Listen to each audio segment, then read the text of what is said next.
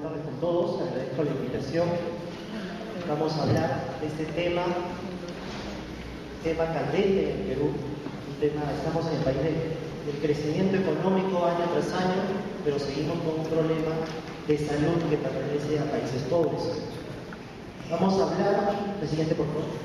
Bueno, mi nombre es Samuel Pecho Silva, y como se han dado cuenta por mis apellidos, tenía que ser neumólogo, ¿no? Pecho Silva. No tenía otra opción de elegir mi especialidad. La siguiente, por favor. Vamos a tratar hoy día sobre qué es la tuberculosis. Creo que todos acá conocen lo que es la tuberculosis. Vamos a hablar de la epidemiología de la tuberculosis, cómo está en Perú, qué cifras manejamos, cuál es el estado de diagnóstico, qué tenemos para tratarla y finalmente cuáles son los retos y las conclusiones que nos planteamos desde el punto de vista clínico y desde el punto de vista del paciente y del afectado. Así es. Rescaté esta diapositiva de una presentación de la hermana, una lectura de la Madre Teresa, de que la mayor enfermedad no es la lepra, la tuberculosis, el VIH, sino es el sentirse no querido, no apreciado, discriminado, hecho a un lado, tanto por la familia o por el barrio o por el personal de salud. La siguiente. La tuberculosis es la enfermedad que más personas ha matado en el mundo, mucho más que el VIH, más que los infartos, más que la lepra, más que el dengue. Si acumulamos todos los muertos y enfermos, la tuberculosis es una enfermedad que nos sigue atacando mucho más allá que esa bomba de Hiroshima. Más personas han matado a la tuberculosis. Así. ¿Y qué es la tuberculosis? Es una enfermedad contagiosa, transmisible por vía aérea, a través de gotitas de saliva, pero que puede afectar a cualquier parte del cuerpo, ¿cierto? Las más contagiosas son la pulmonar, la laringia y algunas formas pleurales cuando se creen, ¿no es cierto? Así es. ¿Cuánta gente está afectada? En el mundo, 1/3 de la población tiene en su cuerpo a la bacteria como manera de infección. De ese tercio, 2 millones, 15 millones de enfermos de tuberculosis por año a nivel mundial, 1.7 millones de muertos, y la mayoría de muertos son en países pobres. A pesar de que nosotros somos un país boom económico, seguimos reportando muerte por tuberculosis. La siguiente. Año 2009, una diapositiva de la estrategia, de repente todos la han visto, donde recoge que tenemos un área poblacional muy grande, tenemos 30 millones de personas, pero somos el segundo país con más alta carga de tuberculosis en las Américas, somos el segundo país con mayor morbilidad e incidencia de tuberculosis en las Américas, y el 59% de los casos de TB están en Lima, 82% de los MDR están en Lima y Callao, y el 93% de los casos de XDR están en Lima y Callao. Si nosotros mostramos estas estadísticas en el boom de Perú como una marca turística, vamos a asustar a nuestros turistas, ¿no van a querer venir? ¿Sí o no? La siguiente. 30.000 casos nuevos de tuberculosis por año, 663 enfermos de VIH con SIDA, 843 muertes por tuberculosis por año, cada día 82 casos, cada hora 3 personas con tuberculosis. La siguiente. Para el año 2011, la nueva estrategia ha sacado esta diapositiva en la que nos indica que ahora ya no somos el segundo, sino el cuarto país con mayor alta tasa de incidencia, morbilidad y número de casos. La verdad, no sé quién nos ha superado, porque yo sigo manejando las mismas cifras. La siguiente. ¿Dónde se atienden nuestros pacientes con tuberculosis? El 82% se está atendiendo en el Ministerio de Salud. Seguro Social, yo he tenido la suerte, bueno, yo trabajo en la Hospital Revalial, y veo los casos de salud, y también he trabajado en la unidad técnica, por lo tanto he tenido la suerte de ver los dos sistemas y poder buscar lo mejor de ambos. La siguiente. Fíjense, en el año 1940 teníamos una incidencia de 452 casos por 100.000 habitantes, por suerte esto ha ido descendiendo, aún no estamos orgullosos de las cifras, tenemos 110 casos por cada 100.000 habitantes, cifras que no se ven en países en desarrollo. Chile tiene 6 casos por 100.000 habitantes, Estados Unidos tiene 12 casos por 100.000 habitantes, y nosotros tenemos 112. La siguiente. Si bien es cierto, las cifras están en descenso, pero están llegando a una meseta, hay que intervenir, algo más tenemos que hacer, no solamente es la parte médica, porque hablamos que tuberculosis no es solamente un problema médico, es un problema social, es un problema económico, es un problema familiar, es un problema psicológico. La siguiente. Y si solo nos dedicamos a ver la parte médica, nos vamos a quedar con una de las patas de una mesa de 4. Agárrense fuerte porque las cifras los van a asustar un poco. La siguiente. Es cierto, tenemos una red de laboratorios muy grande. Si nos comparamos con Bolivia, con Ecuador, tenemos más laboratorios que diagnostican tuberculosis. 1.444 laboratorios hacen vaciloscopía a nivel nacional, 64 hacen laboratorio con cultivo, 6 hacen laboratorio de pruebas de sensibilidad primera línea y un laboratorio hace pruebas de sensibilidad primera y segunda línea. En eso estamos bien. El problema está en el acceso que tenemos a los laboratorios. La dificultad de zonas alejadas que ni siquiera se pueden hacer una vaciloscopía, cosas que ya la vaciloscopía ni siquiera es un método diagnóstico actual. Tenemos métodos diferentes de los cuales vamos a hablar. El siguiente. Fíjense la prueba de sensibilidad. Hemos hecho diagnóstico de tuberculosis, pero queremos saber si es resistente o no es resistente. En salud, donde yo trabajo, aún solo tenemos el método convencional que demora 90 días.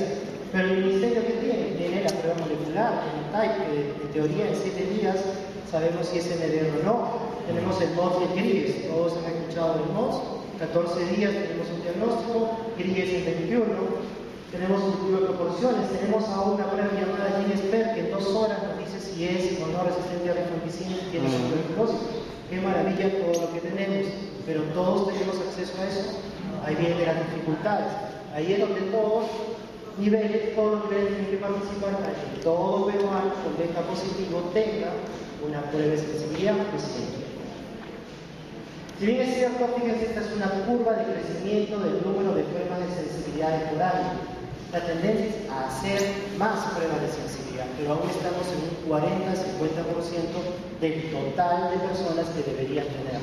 La meta es que cada persona beta positivo tenga una prueba, es decir, 30.000 pruebas por año. Así.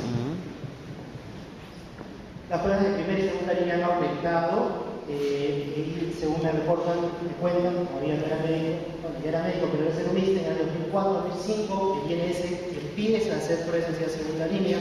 Entre el año 98, 99 los hacían en Estados Unidos y se enviaban esas muestras de manera casi artesanal, cada uno se conseguía el envío, la forma como hacerlo. Algunas ONG como Socios de Salud apoyaban esos envíos.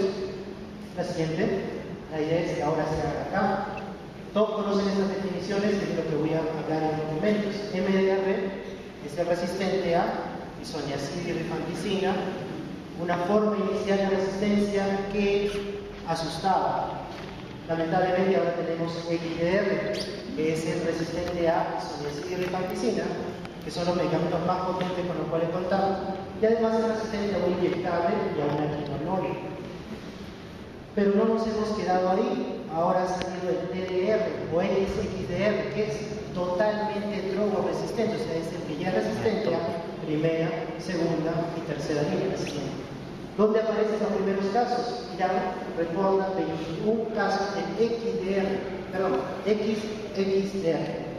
Resistente a isoniazida, rifampicina, estreptocarbucol, piracetamida, campemicina, canamicina, tiotonamida, paz, cipro, ofloramida. ¿Qué hacemos? Se muere. ¿Estamos cerca nosotros? Lamentablemente estamos cerca. De los 11 medicamentos que viene ese MIDE, ya tenemos resistencia a 10. Nos falta uno nomás para convertirnos en reportar casos totalmente drogoresistentes. ¿Qué hacer? La siguiente. Resistencia primaria y resistencia secundaria. 20% de las personas que enferman de tuberculosis tienen resistencia primaria, es decir, ya se contagiaron de una bacteria que es resistente a por lo menos un medicamento. Eso es terrible.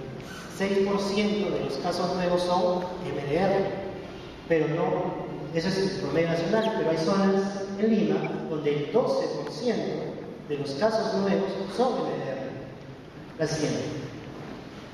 ¿Qué hay sobre XDR? La siguiente. El primer caso de XDR en Perú surge en el año 99. Fíjense que la definición de XDR nace en el 2006, pero ya en el 99, haciendo un estudio retrospectivo de nuestra prueba de sensibilidad que se enviaba a Estados Unidos, nosotros en el año 99 ya teníamos el primer caso de XDR. El XDR está en toda la costa, ya se reporta en la selva y algunas zonas de la sierra. La siguiente.